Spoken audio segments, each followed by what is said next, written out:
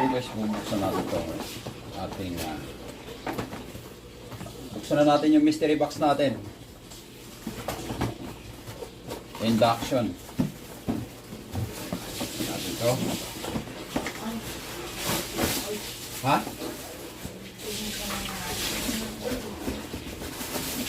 Teka. Explain ko lang sa nila ito para alam. Uy.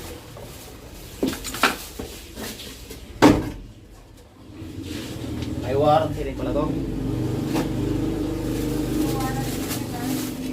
Oh.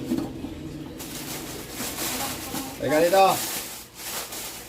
Teka sa inyo kung paano gamitin tong ating induction baby. Kapag hindi nagamit, takpan ng plastic, patutuyuin ang pusa, kaya ang matuyong mag-isa.